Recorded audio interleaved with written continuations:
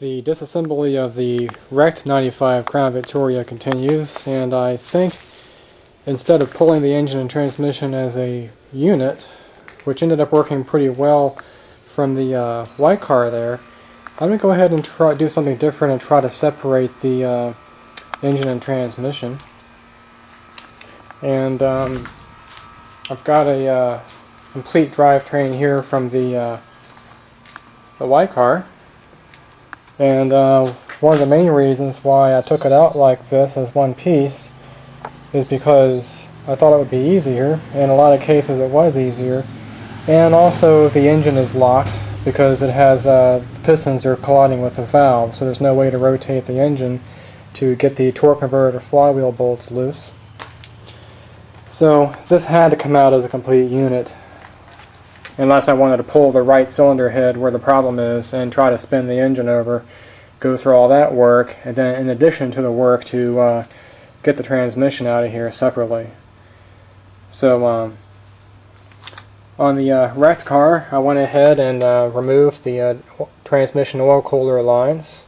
I also removed the dipstick and transmission filler tube, which is kind of tricky because you have all these wires and these nylon fasteners with death grips. Basically, they're really hard to get off when you don't have a lot of room to work any tools up in there to pry it off.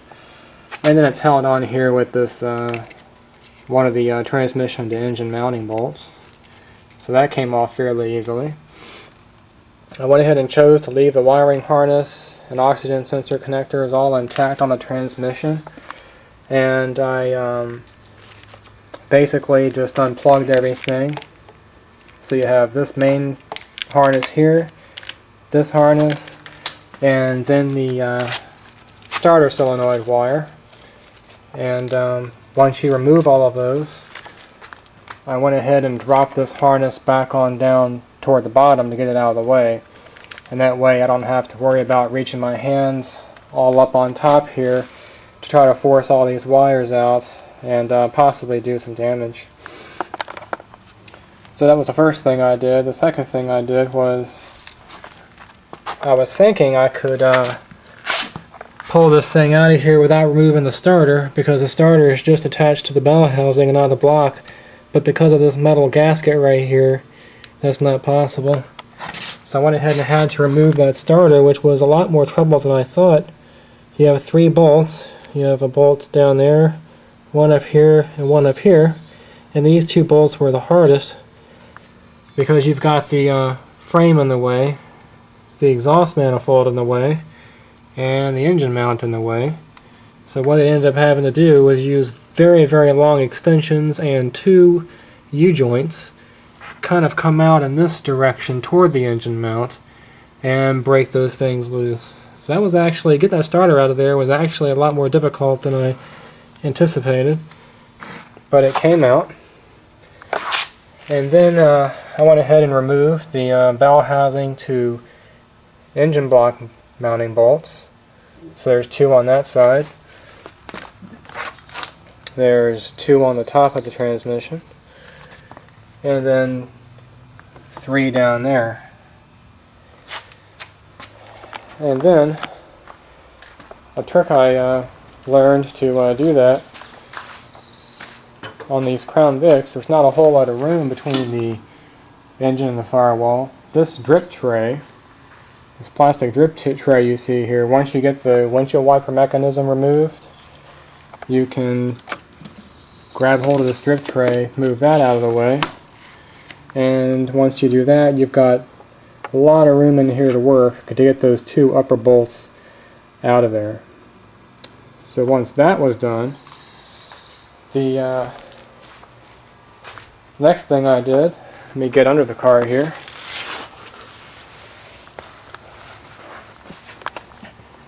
is I removed the torque converter flywheel bolts. You can see one of them right there. There's a total of 4. And basically you just have to get a breaker bar on the engine crankshaft or vibration damper and rotate the engine around, and then leave that breaker bar on here and brace it against something, because the engine's going to want to rotate as you apply torque to these bolts, and these bolts are pretty tight. And go ahead and work them loose. And try to get a good shot of that, but the camera just doesn't want to cooperate. So here's your flywheel, and the torque converter is just right behind that. And there's one of the bolts right there. And this thing is ready to come out.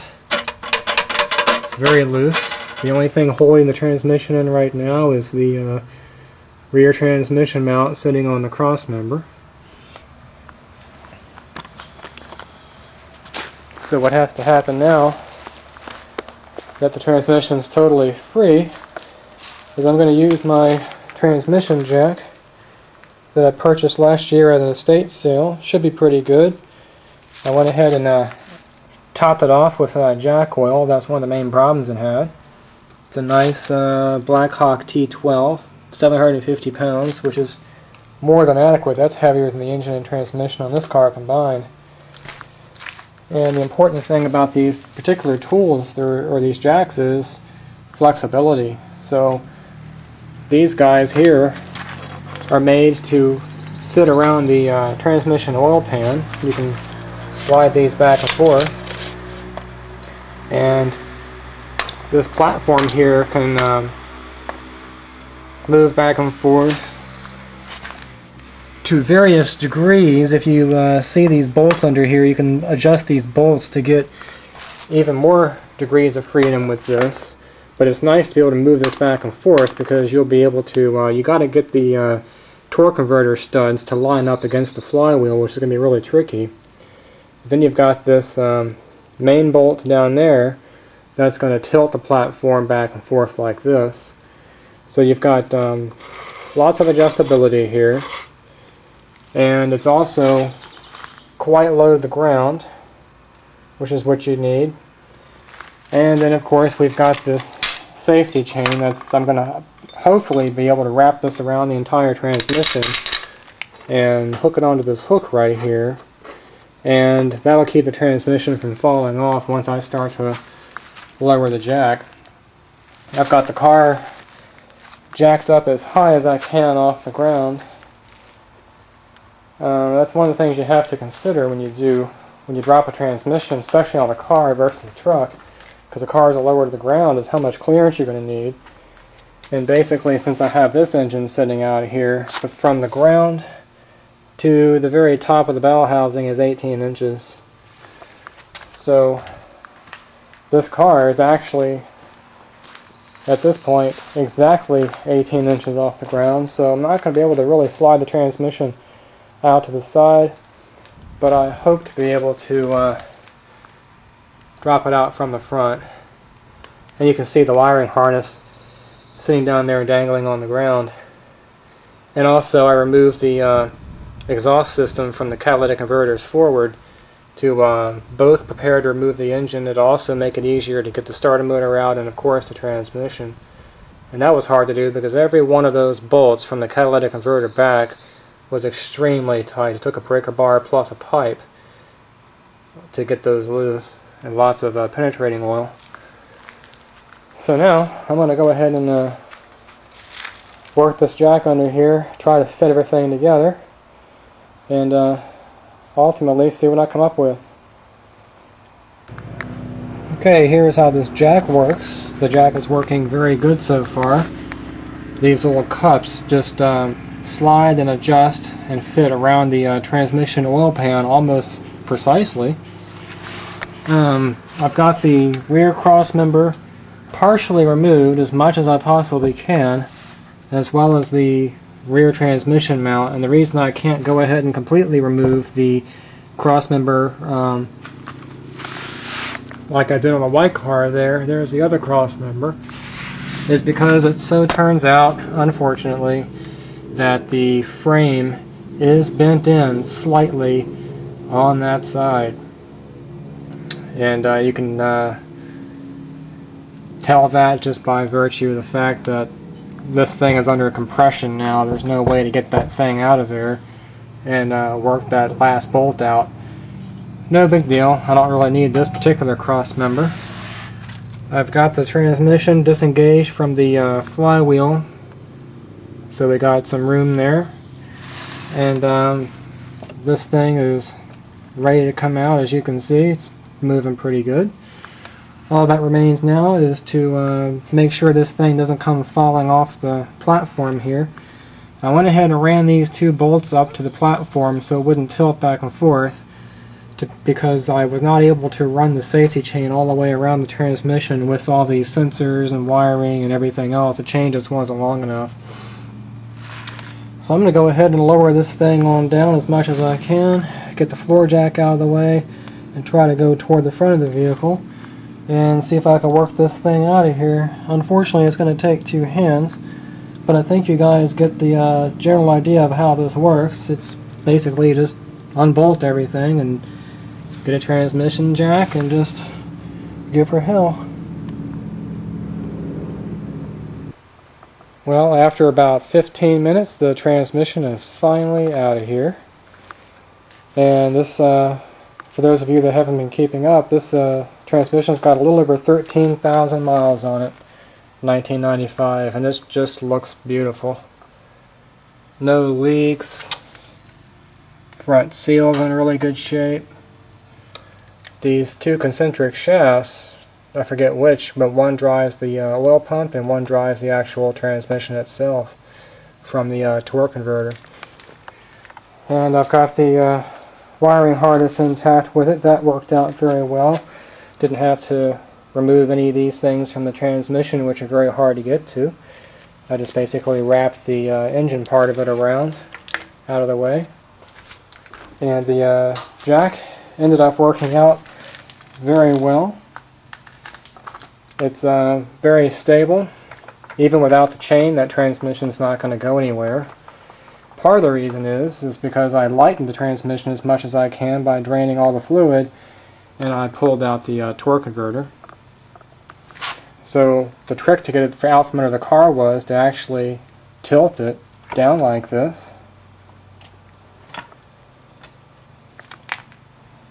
and just kind of work it out from under the car. And even though I've got the car on jack stands, I actually raised it up even higher. These jack stands are as high as they can possibly go right now, but I had to use the floor jack under there to raise it up just a few more inches to work it out from under the car. And I was okay with that because it did not require me to get under the car. And if you guys saw the transmission fluid change video on this car a few months back, you noticed that this little piece here was in the oil pan when I first drained it. And what this does is, for new transmissions at the factory, it protects the transmission from foreign debris getting in there during shipment. Foreign debris getting into a transmission, whether it's dirt or hair or just any kind of contamination in here, is very, very bad for the transmission. These transmissions have to be kept extremely clean to function properly. So what they do is when they put the dipstick filler tube in there, they stab it in there, and it drives this piece here down into the oil pan. It's just quicker to do it that way, and doesn't really hurt anything, doesn't clog up the transmission or anything like that. It's too big. And but that's a really good clue to look out for when you change the transmission fluid on your car, at least on a Ford or a Ford of this vintage, is if you see this in the bottom of the pan, you'll know that the transmission fluid has never been changed. So what I ended up doing was I kept this, and I don't really throw much away, and this is a very good reason why, is I ended up keeping this. And after I took out the dipstick tube, sorry, my voice is getting kind of bad, I was able to put this back in here and protect the transmission from any debris getting in here while I wrestled around with it. And it's interesting that earlier I said a few months ago, or a few weeks ago when I first got the white car, looking at the transmission oil pan, since it has that squared off bump on the bottom of it, that looked like a 4R70W transmission. But now I'm starting to doubt that. I'm thinking that it just might have a different pan on there. Or maybe it has the pan from a 4R70W on an AODE. And the reason I think that is because these original part numbers are precisely identical. F5AP 7000AA. So this transmission over here may be an AODE after all and not the Ford 4R70W. But it doesn't matter. I'm not going to use that transmission. It's got 150,000 miles on it, but it is a good transmission still. The fluid, when I drained the fluid out of there, looked very good actually. So it's a good spare transmission to hang on to. But of course I'm going to go ahead on and clean up this transmission. Doesn't need a whole lot of cleanup. And use this in the White Crown Victoria there. And most people don't know, transmissions have to actually breathe or be vented to the atmosphere just like differentials. And this is the vent right here. It's got a little cap on here to prevent foreign matter from getting in there, but it will allow gases to escape and the pressures to equalize between the outside air and the air caught in the transmission. And if you get going into really deep water, like if you're driving down a flooded street, it is possible to force water up in through this vent and damage your transmission. So that's another good reason not to try to drive your car through really high water. You just don't know where that vent is. On most cars, the vent's going to be on the top, of course, but that's not always the case on all cars. And here's the torque converter. You can see the 4 torque converter flywheel bolts. This is these 4 bolts right here are the only way that the engine can transmit all of its torque to the rest of the transmission. Just these 4 bolts. It still has the white lithium grease on the pilot fitting there. And the transmission is not terribly heavy. It's about 150-160 pounds dry, like it is now. It is, of course, heavy enough to hurt you if it falls on top of you, if it's not mounted right on the jack or anything. But I think I can go ahead and work that off the jack myself and sit on the floor and then use the jack for something else. And the torque converter weighs about maybe 35-40 pounds. And this is the original torque converter. And if we turn the thing over, you can see the torque converter drain hole, or drain plug. Most of the new converters these days don't have that.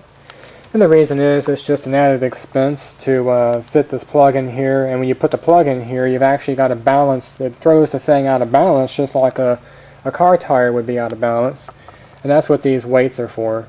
You got to remember, this torque converter is spinning as fast as the engine is, which could be as high as, I guess on a 4.6, a little over 5,000 RPM. That's pretty high. And you notice this orange dot here on the torque converter. This whole thing is a balanced assembly, balanced to the engine. If we go under the car, there should be a corresponding mark on the flywheel. I haven't actually checked. Let's see. Yes.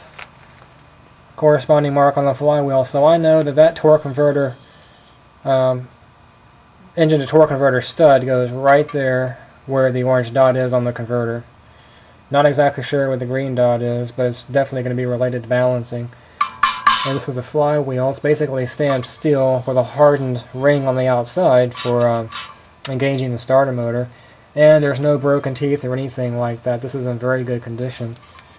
And this engine is almost ready to come out. I can move it back and forth. It's really just held in there with 2 bolts. And that'll be the next video. The way this thing is sitting now is I can lower this car back on the ground now, and I can almost go completely vertical and outward with the engine instead of having the engine dip way down like that and having to find a way to keep that part of it up. It'll make it a lot easier for the engine to come out. And then once that engine comes out of here, I can set it aside and work on getting the climate control or AC refrigeration system out of here, just like I have from the other car, and transfer it to the other car, and then go ahead and put the engine in a new car. So I'm very close now to finally being able to start putting things together versus taking them apart. But I'm not going to say that removing the transmission first, separating these two assemblies, was any easier than pulling the whole thing out as a unit.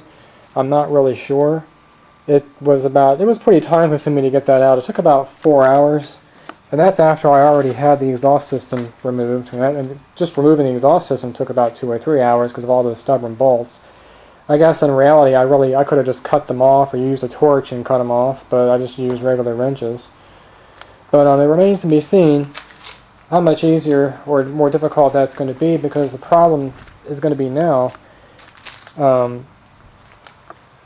getting this transmission lined back up with the engine and getting all these 4 bolts or studs lined up against that flywheel and put together properly.